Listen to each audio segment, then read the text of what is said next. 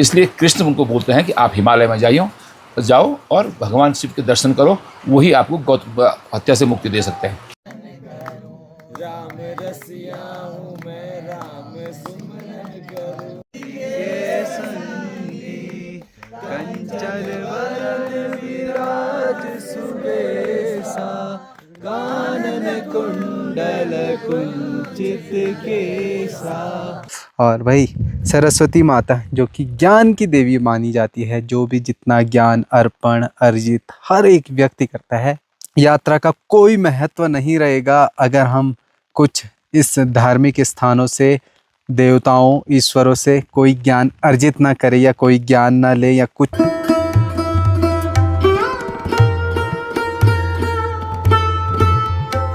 Hello दोस्तों, good morning, नमस्ते, सत श्री अकाल, हर हर महादेव। स्वागत है चतुर्थ केदार रुद्रनाथ महादेव। कल पहुंच चुके थे, कल दर्शन किए और अभी जाकर हाथ मुंह धो करके नहा करके हम जल चढ़ा रहे हैं भोलेनाथ जी पे। तो मौसम भाई हर समय ऐसा ही कुछ रहता है, खुला नहीं है यार। खुलने का वेट कर रहे थे कि थोड़ा टाइम लैप्स बनाएंगे, लेकिन ऐसा मौका नहीं मिल पाया।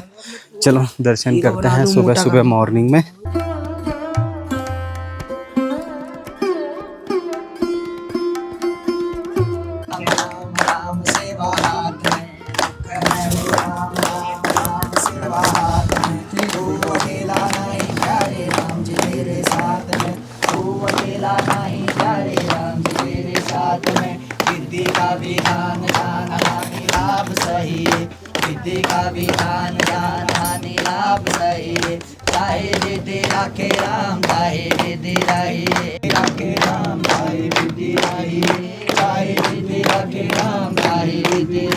पार्वती पते हर हर महादेव, हर वीर बजरंगे, हर हर महादेव।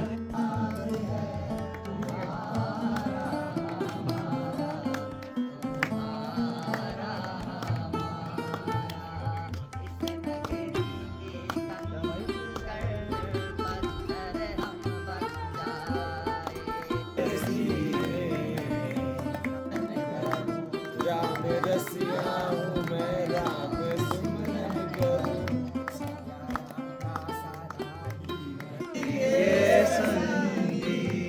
कंचन वरन विराज सुबेसा, कानन कुंडल कुंचित केसा। हाथ वज्र ध्वजा विराजे, कांधे मूज जनेऊ साजे। शंकर सुवन केसरी नंदन, तेज प्रताप महाजगवंदन।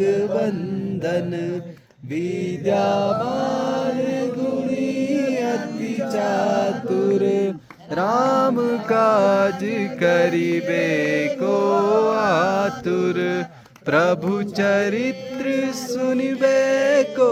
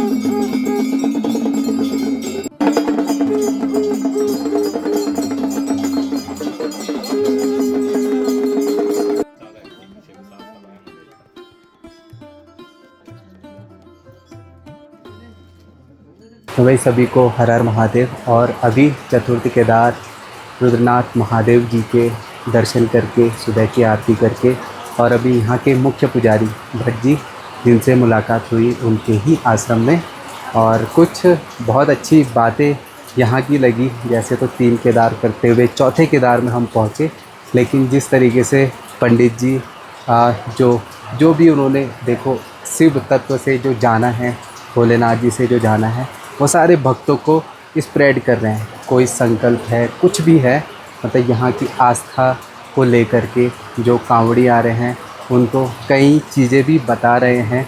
तो उन्हीं से जानते हैं कि भाई हम तो इतने ज्ञानी नहीं हैं, जो भोलेनाथ जी के पास हैं, जो उनके करीब हैं शिव तत्व के, तो उन्हीं पे ज़्यादा ज्ञान होता है। तो सबसे पहले आपको बहुत प्रणाम, हर हर महादेव। तो पुजारी जी से ही पूछते हैं यहाँ के चतुर्थ केदार की महिमा और यहाँ का जो रास्ता है, जो रूट है, और जो जितने भक्त आते हैं, किस प्रकार से आप अपनी भावनाएं उन आने वाले श्रद्धालुओं के प्रति व्यक्त करना चाहते हैं। आपने पूछा यहाँ पे पूरे पंच केदारों में भगवान रुद्रनाथ जी के महत्व के बारे में। ऐसा बताते हैं जब पूरा कुरुक्षेत्र हुआ था तो कुरुक्षेत्र में श्री कृष्ण पांडवों को कहते हैं इस पूरे कुरुक्षेत्र को जो आप मुझे साक्षी मानकर इस युद्ध को करिए, जो भी है मैं इसका साक्षी हूँ। लेकिन जब पूरा युद्ध समाप्त हो जाता है उसके बाद पांडवों को गोत्र हत्या लगती है। तो पांडव पूछते कृष्ण से, महाराज हमारे पास एक गोत्र हत्या लग गई, इसका उपाय कैसे होगा? तो फिर कृष्ण कहते हैं कि भैया गोत्र हत्या का जो आप पास जो गोत्र हत्या लगी है, इससे मुक्ति मैं तो नहीं, इसकी मुक्ति के लिए सिर्फ आप शिव के ही दर्शन कर सकते हो, सिर्फ ही आपको गोत्र हत्या से मुक्ति दे सकते हैं। ऐसा बताते हैं भगवान श्री कृष्ण और राम के अलावा कोई शिव को नहीं समझ पाता था, कोई जाने नहीं राम को। इसलिए कृष्ण शिव के बारे में जानते थे और राम भी शिव के बारे में जानते हैं।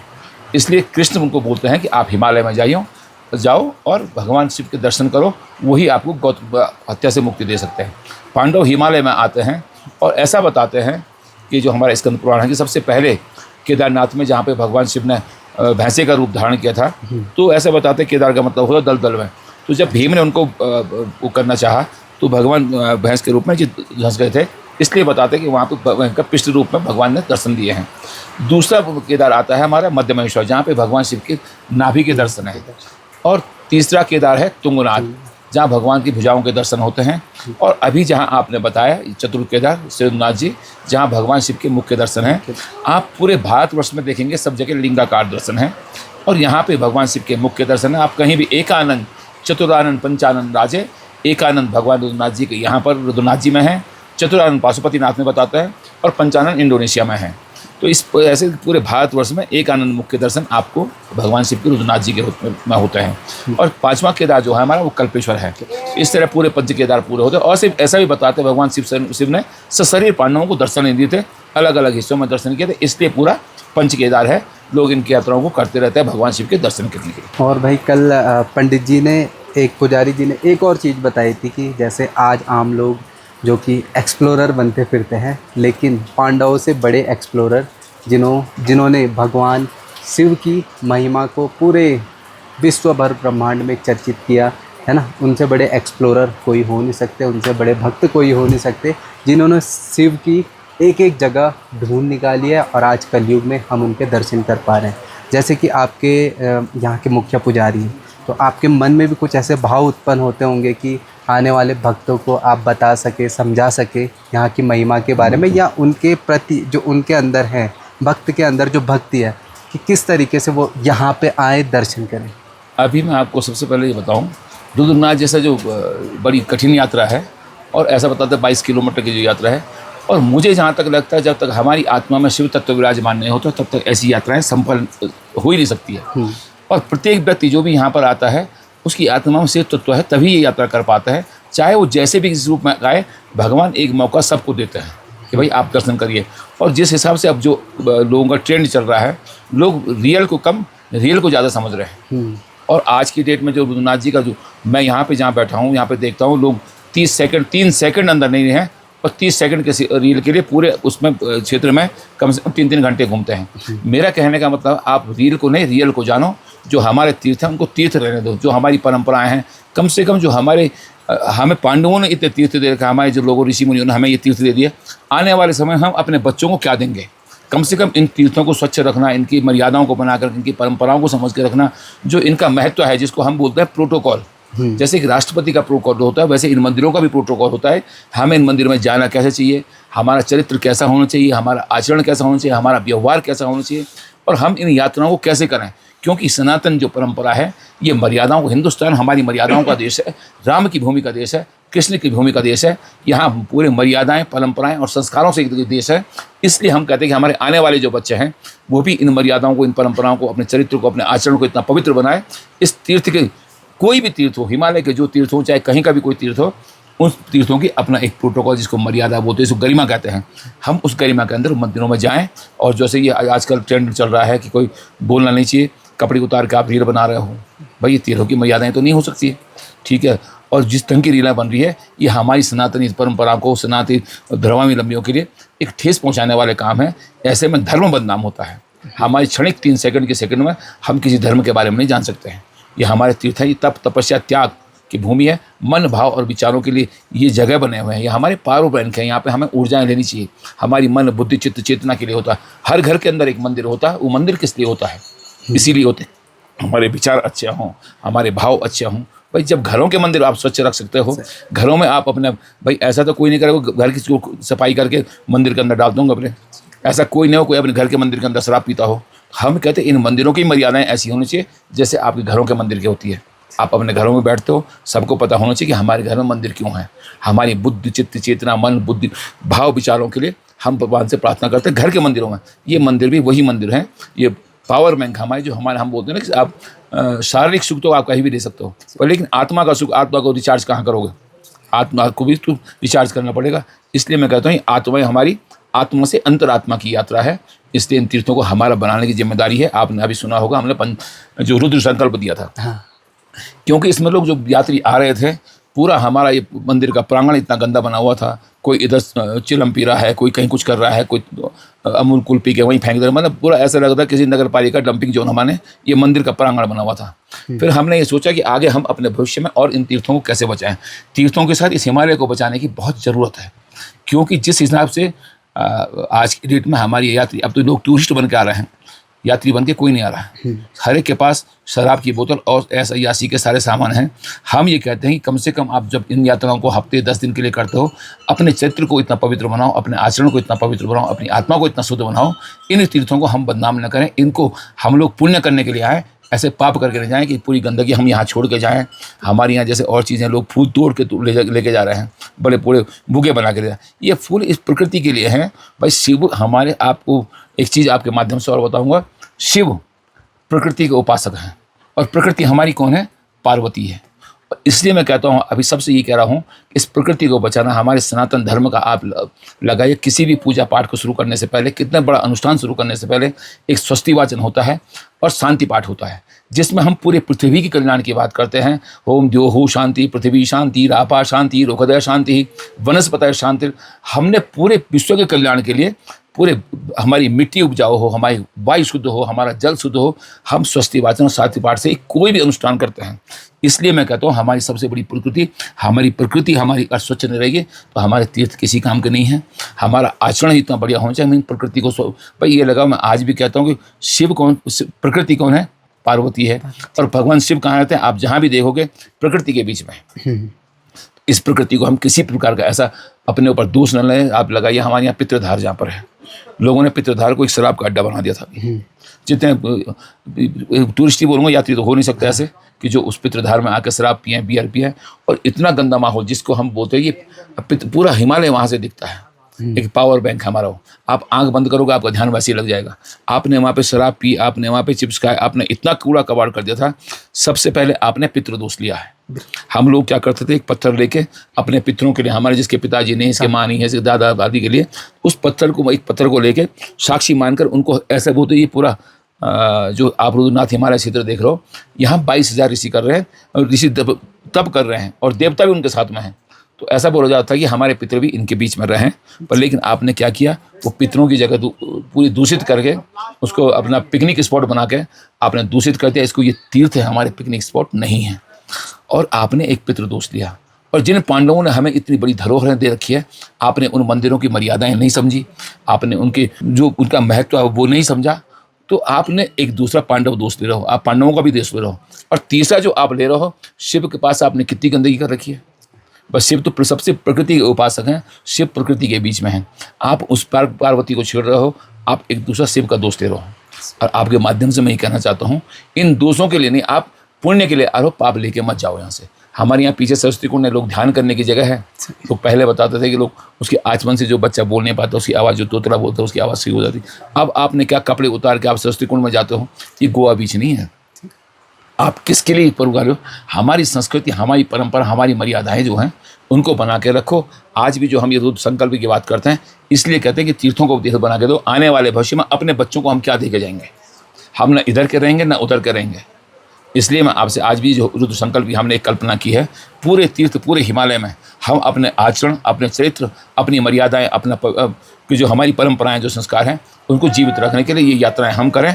इन्हें टूरिस्ट पैलेस बिल्कुल भी न लगाएं। ये हमारे पिकनिक स्पॉट नहीं है। आप जो भी कूड़ा कबाड़ अपने साथ लेके आते हो उसको साथ में लेके जाओ। और शिव की साधना, शिव की साधना यही है कि आप शिव को इतना स्वच्छ रखो, कूड़ा कबाड़ करने आप यहाँ ना आए। तो बिल्कुल भाई, यही है। इन तीर्थों में इतनी अच्छी व्यवस्था नहीं है, लेकिन अगर आप मन से आते हो, शिव का नाम लेते लेते आते हो, तो यही आपको एक स्वर्ग जैसा अनुभव देती है। तो भोले की भक्ति, शिव की भक्ति, शिव तत्व को समझना और उस भावना में बह करके इस पवित्र धाम में आना, यही आपकी सबसे बड़ी भक्ति होगी। और यहाँ से कुछ आपकी बुरी आदत हो सकती है, वो छोड़ करके अच्छी आदत, जो भगवान से आप कुछ सीख सकते हो। अगर हम किसी को पूछते हैं तो उनके कुछ विचार या उनकी कुछ आदत ज़रूर हमारे अंदर ले करके यहाँ से जाना चाहिए हमें। और पुजारी जी, आपसे बातचीत करके मन प्रसन्न हुआ, और ऐसे ही भोले बाबा जी सभी भक्तों को बुलाते रहे। बिल्कुल। मैं आपके माध्यम से मैं ये कहना चाहूँगा, जो भी लोग आए, वो ये पिकनिक स्पॉट नहीं है, टूरिस्ट पैलेस नहीं है, आध्यात्म के लिए है ये जगह। ये हमारी मन, भाव, चित्त और चेतना के लिए है। मन, भाव और विचारों को पवित्र करने की जगह है। यहाँ पे कोई भी ये पिकनिक स्पॉट नहीं और ना टूरिस्ट पैलेस है। अब भी कह रहा हूँ, जैसे लोग, अभी मैंने कुछ दिन पहले आपसे कहा था, ये बच्चे बच्चियाँ आती हैं, हाँ। और यहाँ की जो मर्यादाएं हैं भाई, हमें आंखें दूषित हो रही है, हमें तो बोलना पड़ेगा ना। हर घर की मर्यादाएं होती है, हर घर के संस्कार होते हैं, हर एक चीज़ की उसमें है। कम से कम आप इस तीर्थों को इस ढंग से ना आओ। आपको पूरी नीचे आपकी पूरी भूमि पर आप कहीं भी जाओ, आपको जो मजा करना है वो आप वहाँ करो, लेकिन यहाँ आप आध्यात्म के हिसाब से ही आओगे, अपने चरित्र को पवित्र बनाने आओगे, अपनी मर्यादाओं को लेके आओगे। बाकी मैं आप लोगों से ये प्रार्थना करूँगा, तीर्थों को तीर्थ बनाने की जिम्मेदारी हमारी है। हम अपने आने वाले भविष्य के लिए, अपने बच्चों के लिए क्या देंगे? आज ही इनको अगर हम टूरिस्ट पैलेस बना कर रख देंगे तो फिर इनकी मर्यादाएं नहीं रहेगी। चलो, बहुत अच्छा लगा पुजारी।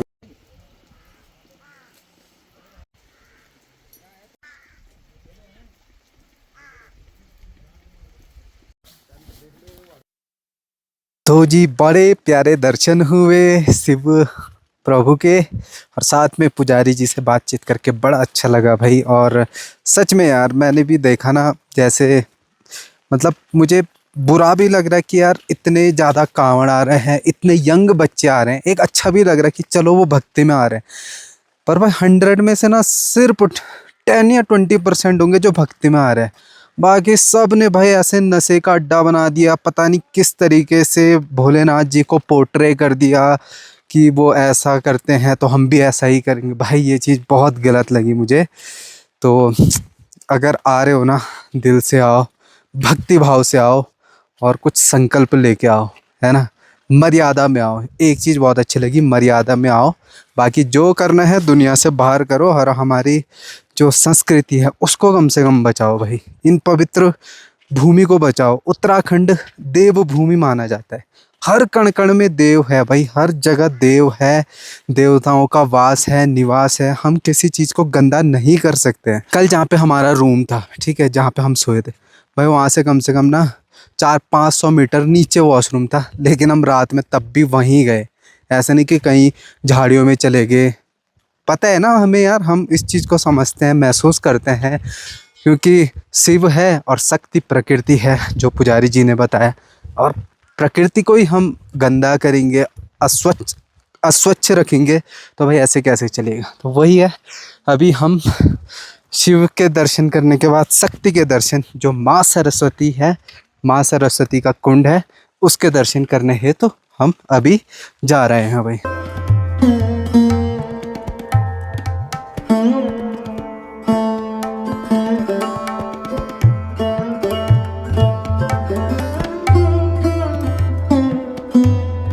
तो भाई चंद मिनटों की दूरी पे यहाँ पे माँ सरस्वती का पवित्र सरोवर सरस्वती कुंड यहाँ पे दिखता है बुग्यालों के बीच, बड़ा सुंदर और पीसफुल। और भाई सरस्वती माता जो कि ज्ञान की देवी मानी जाती है, जो भी जितना ज्ञान अर्पण अर्जित हर एक व्यक्ति करता है, लेकिन मैं वही बोलता हूँ आपकी और हमारी धार्मिक यात्रा का कोई महत्व नहीं रहेगा अगर हम कुछ इस धार्मिक स्थानों से, देवताओं ईश्वरों से कोई ज्ञान अर्जित ना करे या कोई ज्ञान ना ले या कुछ चीज़ नेगेटिव चीज़ ना छोड़े, है ना। तो भाई एक चीज़ और बोलना चाहूँगा, ये देखिए ये बरसात के पानी से जो इधर घासों से टपक करके जल आता है, तो सरस्वती कुंड का निर्माण होता है जो कि पवित्र है। और इसमें ऐसा नहीं कि आप कपड़े निकाल रहे हो स्नान करने जा रहे हो, भाई मिट्टी जमी रहती है, पूरा सरोवर गंदा होता है। सिर्फ पंच स्नान करिए, जल ऐसे हाथों में लीजिए और अपने ऊपर छिड़के, वही बहुत है, इनफ है।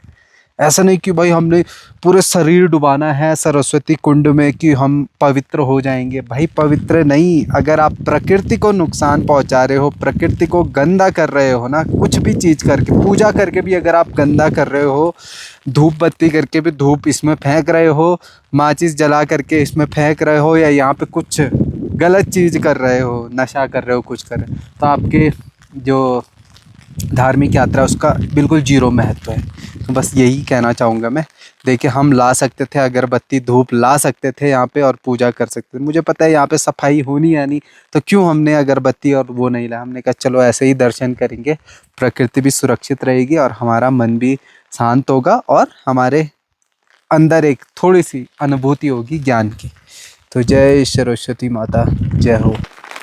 तो यहाँ पे माँ सरस्वती जी का मंदिर, छोटा सा निर्माण पत्थरों से, देखो प्रकृति से ही निर्माण किया जाता है भगवान, क्योंकि भगवान जो है ना प्रकृति में ही निवास करते हैं। और अगर मौसम क्लियर रहता तो कितना सुंदर और लाजवाब दृश्य यहाँ का रहता है सरस्वती कुंड का। तो जी अभी इतना ठंडा हो गया ना, सरस्वती माता जी के कुंड जी के दर्शन करके अब वापसी आ गए हैं हम, और भैया ने गर्मा गर्म पराठे बना रखे हैं। मज़ा आ रहा है भाई, यहाँ पे कुछ ऐसी चीज़ मिल जाए। और खा भी कब रहे हम 11:30 बजे, सुबह से सिर्फ चाय पी थी, दर्शन किए थे, पुजारी जी के साथ बैठे हुए दर्शन किए। मतलब आज दिन बहुत ही शानदार बीता भोलेनाथ जी की भक्ति में। आप भी आओ, एक यहाँ का अलग ही ऑरा है, अलग ही आभास है, तभी शायद प्रभु जी ने 4 बार बुलाया है और आगे भी यही उम्मीद रहती है कि बार बार बुलाते रहें। तो जी चलिए 12:15 हो चुके हैं दिन के, और अभी हमारा ट्रैक 22 किलोमीटर का होने वाला है। सीधा जाएंगे सगर विलेज। और मेरा भाई पैर ना छिला हुआ है और बारिश भी हो रही है और दर्द हो रहा है, डाउन साइड में और ज़्यादा दर्द होता है, चढ़ाई में तो उतना नहीं होता है। बाकी सुबह थोड़ा सर दर्द भी हो रहा था बुखार की वजह से, उतरा नहीं है अभी, और बारिश हो रही है और क्या करें, जो भी है प्रभु से हमने आज्ञा ले ली है और निकलते हैं यहाँ से, इस पवित्र धाम रुद्रनाथ धाम से। तो वही पर कल आते हुए मैं आपको बता रहा था कि नारद मुनि जी यहाँ पे विराजमान है, और उनका जो स्वरूप है वो कुछ इस तरीके से, मतलब टिल्ट करके देख रहे हैं ऐसे करके। और वहीं पे भोलेनाथ जी की अगर अंदर आप मूर्ति देखोगे, स्वरूप देखोगे, चेहरा, उनकी भी स्वरूप लगभग ऐसा ही है। वो ऐसे देख रहे हैं, वो ऐसे देख रहे हैं। तो इसका मतलब ये है जब 5 पांडव खोज के लिए निकले थे शिव भगवान जी के द्वार पे, तो जैसे यहाँ भी आए थे तो नारद मुनि भी उनकी सहायता कर रहे थे कि यार भोलेनाथ जी गए तो गए कहाँ, मतलब पूरा संसार खाली पड़ गया है, अस्त व्यस्त हो गया है, गए कहाँ हैं भोलेनाथ दर्शन करने के लिए। तो उनको पता लगा तो वो यहाँ तक भी आ ही गए थे नारद मुनि जी। फिर जैसे यहाँ पे पहुँचे नारद मुनि जी, उन्होंने आवाज़ लगाई, क्योंकि यहाँ से डायरेक्ट अभी तो खैर घर दिख रहे हैं, ऊपर पे सीधा गुफा दिखती है जहाँ पे मतलब जो है यहाँ से दिखते हैं, ये देखिए सीधा गुफा दिख रही है वहाँ पे, जहाँ पे भोलेनाथ जी विराजमान है रुद्र रूप के रूप में, रुद्रनाथ के रूप में, है ना। तो इन्होंने आवाज़ लगाई कि अरे गुफा में कोई है। फिर वहाँ से भोलेनाथ जी ने बोला अरे कौन है। तो कुछ इस तरीके से ये ऐसे देख रहे हैं गुफा के अंदर, वो कुछ इस तरीके से गुफा से बाहर देख रहे हैं भोलेनाथ जी। तो ये है भाई यहाँ पे, ये कथा थी यहाँ की जो हमने पहले भी सुनाई है और आज भी सुनाया। देखो, और इतनी सुंदर मूर्ति है ना, इतने सुंदर आंखें, चेहरा, स्माइल फेस। अगर आप सच में अंदर विदाउट श्रृंगार के कुछ इस तरीके से भोलेनाथ जी के दर्शन करोगे, आप मतलब दिल खुश हो जाएगा और आपका मन पवित्र हो जाएगा, बिल्कुल खुश हो जाएगा। तो चलो भोलेनाथ जी से आज्ञा लेते हैं और अगली बार फिर बुलाएंगे तो हम ज़रूर आएंगे, चाहे कैसी भी कठिनाई हो। जय शंकर।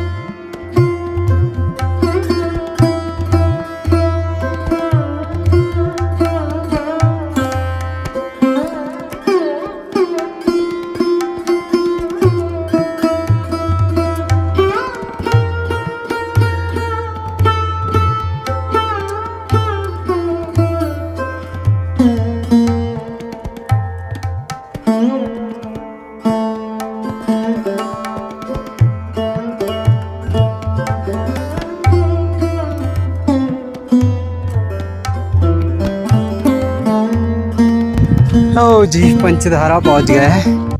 और इस आज जो बकरियां हैं वो नीचे आ गई भाई, देखिए नीचे आ गई है। कल तक ऊपर थी, आज नीचे चल रही है घास।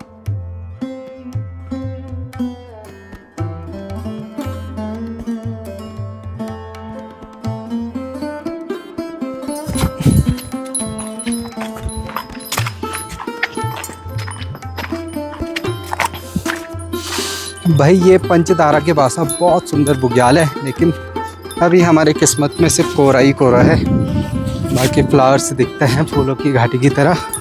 बुग्यालों में देखो घास छोटी छोटी हो रखी है, क्योंकि बकरियां पूरी चर जाती है। बस वो फूलों को नुकसान नहीं पहुंचाते हैं भाई, फूल जैसे हैं वैसे ही रहते हैं। तो वही ल्यूटी बुग्याल भी क्रॉस करके हम काफ़ी नीचे पहुँच चुके हैं और मौसम भी ऐसे ही कोरा कोरा वाला हो रखा है। ये देखिए भाई पूरा, तो आराम आराम से चल रहा है यार, क्योंकि डाउन साइड में ना पैर ज़्यादा दर्द कर रहा है, छिल ज़्यादा रहा है वो चप्पलों से, इसलिए बड़े धीरे। और फीवर भी हो रहा है भाई, बुखार कल तो ठीक हो गया था, सुबह हल्का महसूस हो रहा था, फिर थोड़ा बारिश में भीगे भी। एक जगह मैं फिसला भी, जब सरस्वती कुंड जा रहा था ना, तो मैं कीचड़ में फिसल गया था। बट चलो कोई बात नहीं, अब पहुँचने ही वाले हैं। तो आज नीचे पहुँचेंगे, दवाई खाऊँगा मैं, फिर आराम कर लूँगा यार। तो सबसे चढ़ाई मतलब वैसे तो मध्य महेश्वर की थोड़ी ज़्यादा थी और केदारनाथ की तो ठीक ही थी, बट ये भी थोड़ा पतला रास्ता, बेकार रास्ता, तो इस वजह से थोड़ा लगता है। बाकी ओवरऑल बढ़िया था ये भी। चलो अब ज़्यादा कुछ है नहीं, कल तक बस स्वस्थ हो जाऊँ मैं, तबीयत ठीक रहे। तो कल आखिरी केदार कल्पेश्वर महादेव जी के दर्शन करने होंगे। तो भाई पहुँचते पहुँचते रात ही हो गई। और आप ये चीज़ मत करना कि आप लेट निकल रहे हो, क्योंकि जंगलों वाला रूट है, भालू बाघ का बड़ा डर रहता है ना। बाकी वैसे तो हम कब का पहुँच जाते, पर पैर पे मेरा नीचे आते हुए ज़्यादा ही दर्द हो रहा है, जो साइड से छिला हुआ है, तब जाके मैं आराम से चल रहा हूँ। बाकी तब भी रफ्तार अच्छी है हमारी, ऐसे नहीं है कि भाई बिल्कुल ही डाउन है, तब भी ठीक ठाक चल रहे हैं हम, ऐसा भी नहीं है। थोड़ा दर्द सहना ज़रूर पड़ रहा है, लेकिन ठीक है यार, इतना तो होता ही है। बाकी अंधेरा अंधेरा है जंगलों के बीच, अब थोड़ा ओपन बुग्याल आएगा, पूंग बुग्याल, तो थोड़ा उजाला दिखेगा। तो दोस्तों फाइनली काफ़ी लेट पहुँचे यहाँ पे सगर विलेज में, और यहीं पे रूम पे रुके भाई, क्योंकि कपड़े गीले थे, कीचड़ था और इतने दिनों की यात्रा थी, इसलिए मैं ताई जी के यहाँ पे नहीं जा पाया। थोड़ी तबीयत भी ख़राब थी, दवाई खाई मैंने, थोड़ा पैर पे मरहम पट्टी भी की मैंने, है ना। बाकी यात्रा सक्सेसफुल रही। और आखिरी की 2 यात्रा रुकेश भाई और मेरी, मतलब एक महान हस्ती निम्सदाई के लिए भी थी, और असम में जो बाढ़ से पीड़ित लोग हैं, असम भी काफ़ी पीड़ित है। तो मेरी जो तुंगनाथ महादेव और रुद्रनाथ महादेव दोनों यात्रा मैंने असम के लोगों के लिए करी, जो भी है मतलब दुआ करी मैंने ईश्वर से, भगवान से, और हमारी वो यात्रा समर्पित जो थी वो असम में पीड़ित लोगों के लिए थी। और भगवान कहीं ना कहीं अगर हमें भक्त मांगते होंगे तो कुछ तो सुनेंगे हमारे, और मुझे इस बात पे पूर्ण विश्वास है, संपूर्ण विश्वास है। लेकिन कल आखिरी केदार कल्पेश्वर महादेव भोलेनाथ जी के जटाओं के दर्शन इस कलयुग में करेंगे हम पापी लोग, तो काफ़ी अच्छा लगेगा। चलिए दोस्तों करते हैं ब्लॉग एंड, मिलते हैं अगले ब्लॉग में, तब तक के लिए take care, bye, love you all, bye दोस्तों।